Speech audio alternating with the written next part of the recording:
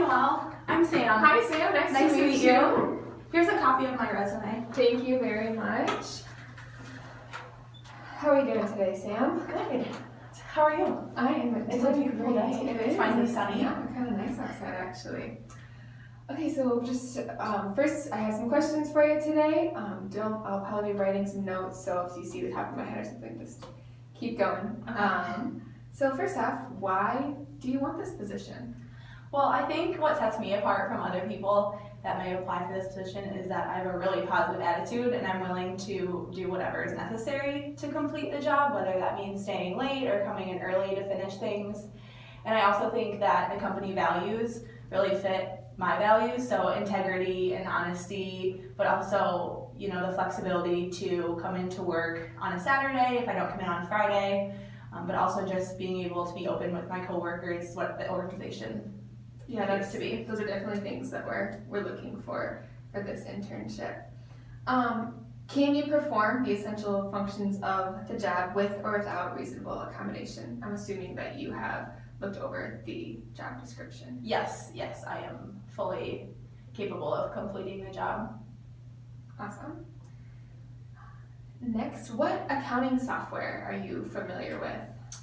Well, in my auditing class that I just completed, we worked with a software that it was mostly just for auditing, so I know sometimes I wouldn't be tasked with completing the auditing work, but I have worked with that software. I can't quite remember the name right now, but I've worked with that software and I've just worked with Excel, which we use different formats and different templates with that, so I know that I can really find my way around Excel, and we haven't really used any other templates besides the auditing. And then our software here is a little bit different, so we'll be able to train you okay. in that software when you come on. Do you have any customer service experience? Yes. Currently I am an intern / work study in admissions, and so I'm responsible for answering the phone and communicating with future students or parents that call, questioning about applications or test scores or high school transcript statuses. So I'm very willing to be able to talk on the phone, but also I work in a leadership position in admissions as well. So I'm able to communicate with students face to face or via email. Awesome, all things we're looking for. Tell me about a time when you had to use critical thinking to solve a problem. There was a time when we were working as the admissions team, the three of us, a leadership team, so it's myself and 2 other students, and there was a situation with a few applications that did not quite fulfill the requirements that we wanted, but they were students that we knew had a good reputation on campus, and so it was a little bit hard to place those 2 together. So I think while that was not as much critical thinking, but it did require us to sit down and communicate about if the student was going to be able to complete the tasks required for an ambassador position, even though their application didn't seem as it would be worthy, I guess, of being a student ambassador. And so I think the critical thinking came into place of, is this student going to be capable if they can't even write a resume correctly? Mm-hmm. I understand you were there, seeing a lot of resumes. What experience do you have in public speaking, and is it something that you're comfortable with doing? This job will require some public speaking. So I have spoken a lot of times in class giving presentations. A lot of our teachers really require that now, whether we're speaking for a final project or we're writing a paper and then explaining our paper to the class. One of my teachers that I had in my management class made it clear to say that I was a really good presenter and that the class was very focused on when I was presenting. And then I also help lead our ambassador meetings, so I'm in front of the ambassador group of about 40 students explaining new things that are going on, events on campus. So I would say I'm comfortable in a public speaking role. I just don't think I've had adequate experience just because I'm only speaking to other students, not superiors or individuals that are older than me.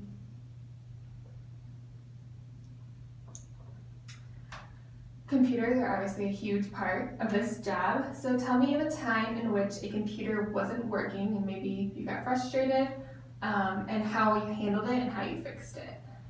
In the admissions office, again, I also help with data entry, and so that involves entering inquiries into our Power Campus, which is our database system.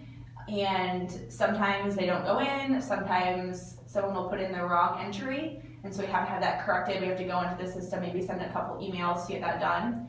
But then with the Power Campus, I work the communication plan, and so that involves sending out mailings to students. And with the computer, it's connected with our Dymo printer, which is our label printer.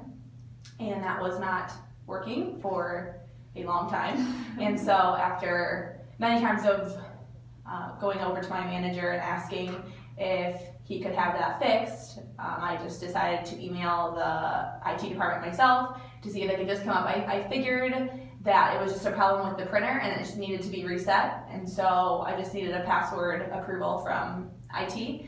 And so it was very frustrating, seeing it not be able to work, especially because I wanted to be able to fix it, but after contacting IT and having them come up, they were able to fix the problem and get it back and working. Awesome.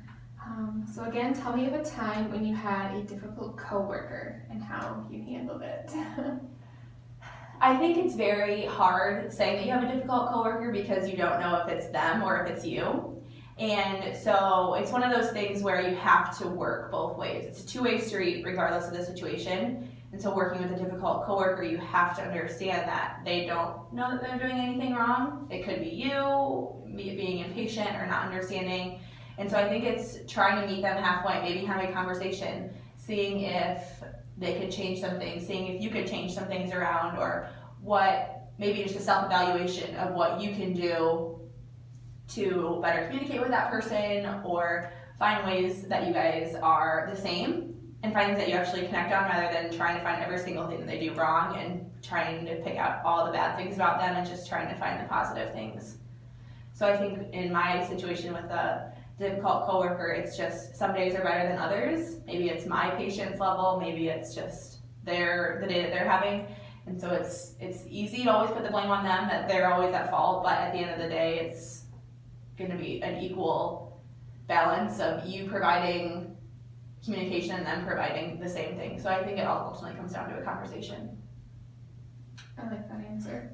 Are you comfortable with forming relationships with coworkers? That's something that within our company atmosphere, we promote that kind of outside interaction, or just forming more relationships within the department. Absolutely. I think that's one of the most important things, and more specifically like a mentorship program. Coming in out of college, I'm going to probably be in an entry-level position or even as an intern position, and so I think it's really important that those people that have been there the longest are trying to form mentorships and close relationships with the people, because they're going to be the trainers and they're going to be who we look up to and who I look up to. And so I would love to have close relationships with not just the people that have been there the longest, but especially the people in my department, so I can learn more on a daily basis and be able to better myself and better my knowledge about accounting or any other aspect of business.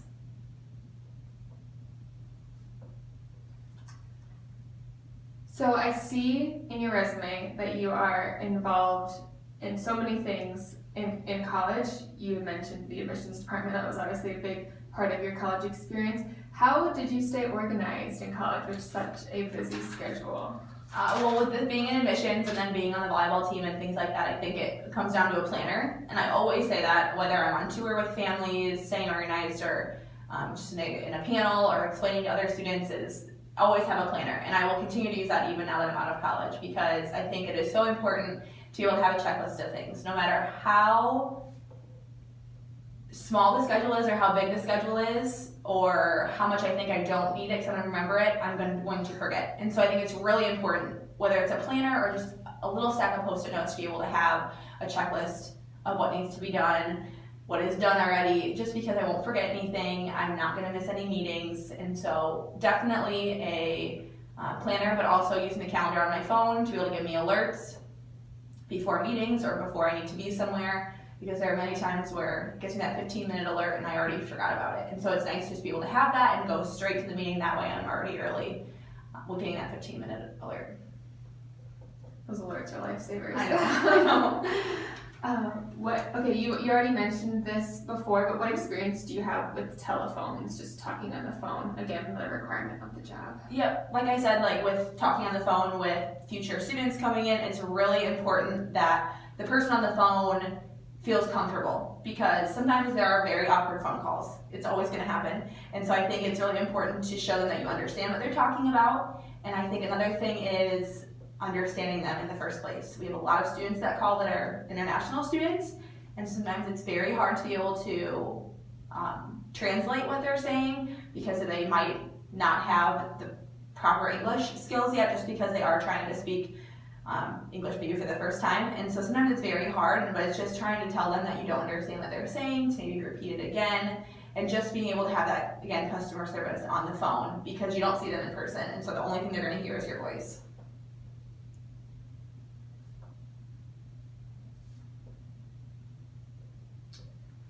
We work on a flex time schedule here, so can you work efficiently under our rules? So I don't know all of our rules exactly, but say you don't have to work 32 hours a week, you get to choose whatever hours you get to work, and then just kind of explain to me how you think you'll work that into your life. I think that's a good way to start, is with our flex time, just because coming out of college I might be going home back and forth, trying to move out of my house and get a new apartment. So it's going to be easier, I think, just being able to have that flex time and being able to work from home or come into the office when it's already closed, just so that I can be able to get work done and have the exact amount of hours that everyone else is getting, but still have the opportunity to get my feet on the ground here. And also with the flex time, I think in the future when I start having a family, it'll be nice, because I won't, when I have children or appointments to get to, I will still be able to get the work done. I just won't be required to be in the office during the hours that it's open. If you could have dinner with one person, dead or alive, who would it be and why? I would have dinner with Michelle Obama, Okay. because I think she is an absolute inspiration to not only like myself, but all the women in the country. And I think her values are almost parallel with mine. She truly cares about, number one, the health of children, and I absolutely love children and just want them to be able to succeed and have almost the same life I did growing up. And so she really cares about making sure that they're safe and they're healthy and that they are staying active in school. And also just because I think she's a great mom, and I think she's someone that in the future I would love to be just like her, and she's someone that my mom is like as well, and she's so caring and willing to see the problem and attack it full force, not go around it, not tiptoe around things. She's fully honest, and I would just love to be able to sit down with her.